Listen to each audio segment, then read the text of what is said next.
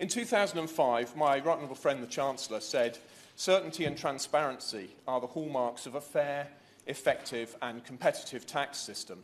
A taxpayer is entitled to know with certainty what he may or may not do in planning his tax affairs," end quote. And this is why I object to retrospective legislation which undermines the rule of law.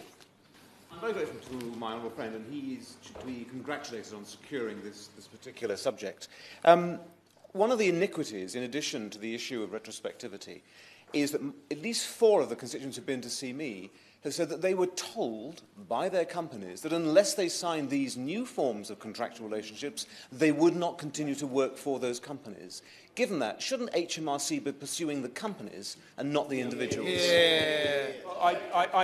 The member for Eastbourne and Willingdon has tabled an EDM criticising the measure, arguing that retrospectively taxing something that was technically allowed at the time is unfair, and of course I would agree. HMRC has argued that the loan charge is a new tax on a new source and described it as retroactive as opposed to retrospective.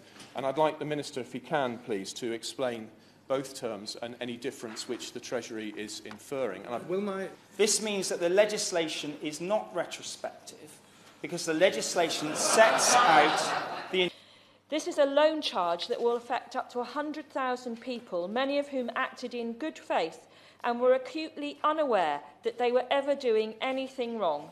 A number of those impacted were forced into schemes as prerequisites of taking up a job, following the guidance given in good faith rather than attempting to avoid their tax responsibility.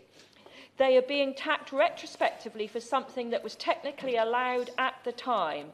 What's more, the 20-year range proposed is usually reserved for blatant acts of criminality. We are talking about life-changing amounts of money. For some people, the sums involved run into hundreds of thousands of pounds. This will lead to bankruptcy. It will lead to mental breakdown. This will and has led to suicide. The current Chancellor of the Exchequer in 2005 said a taxpayer is entitled to be protected from retrospective or retroactive taxation. And of course he was right. What we're seeing today and what we're debating today is retrospective taxation, and it is abhorrent.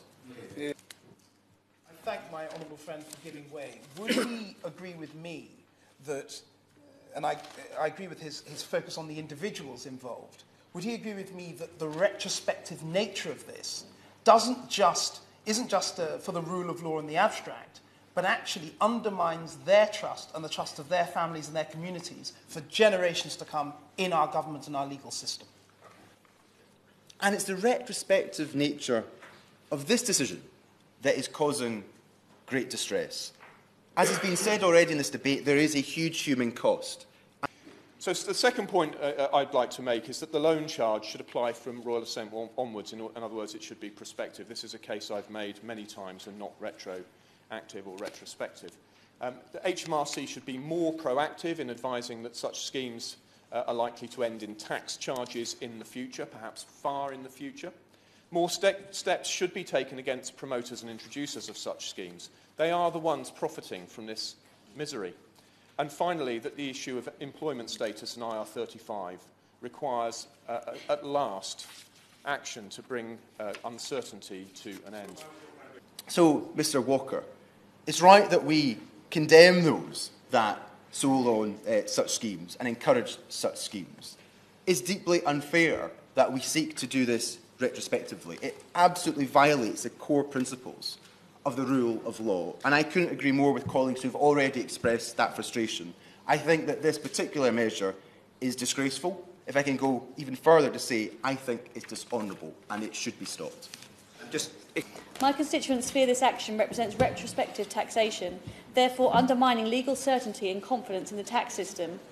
Well, I'd certainly agree with him, Mr Walker, that there is a job of work to be done across parties to uphold the rule of law, and in particular the principle that legislation should not apply retrospectively. This is a subject on which I've made speeches over the years. We end up in a hideous cycle of undesired action, in particular to avoid taxation, followed by the injustice of retrospective action to protect other taxpayers, and then the misery it causes for large numbers of people. And it must be brought to an end, but I think underpinning it, we must be committed to the rule of law.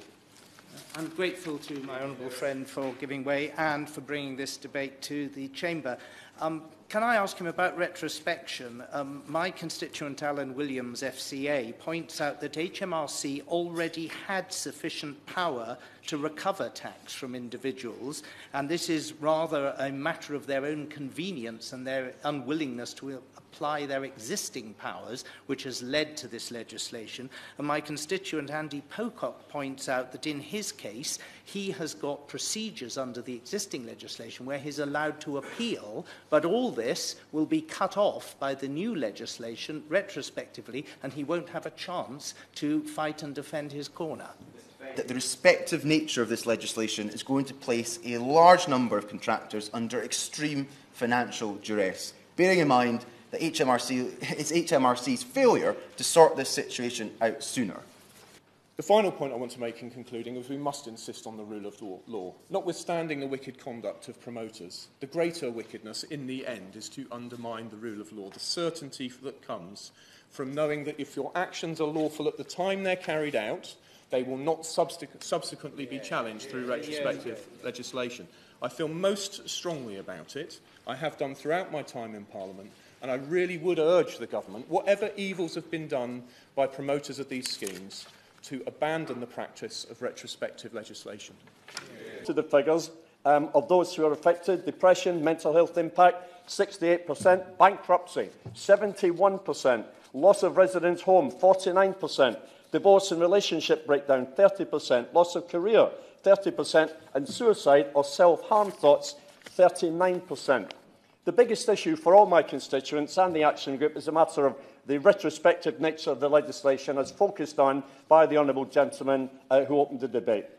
We've heard stories of real human suffering, which would melt any heart, and that is the heart of the problem. So that then comes on really to the heart of the matter of the rule of law. And I have to say to my honourable friend, once again, he's earned my admiration because he seems to get all the Treasury's toughest gigs. I sometimes wonder if he should have been promoted to Dexu for a little break. But he will have heard, he will have heard the response of people present when he explained that this is not retrospective. I really hope that the Treasury will go away and look again at this measure and eliminate retrospection, because when people have acted in good faith under advice and end up subject to injustice, I do think we must uphold this principle of the rule of law. And if some would say they've got away with it, I think sometimes we have to say that while we don't stand on their side, while we accept that it was not Parliament's intent, we respect that there is a price to be paid in upholding the rule of law so that in the end we can preserve human liberty and justice. Yeah. Thank you, Mr. Baker.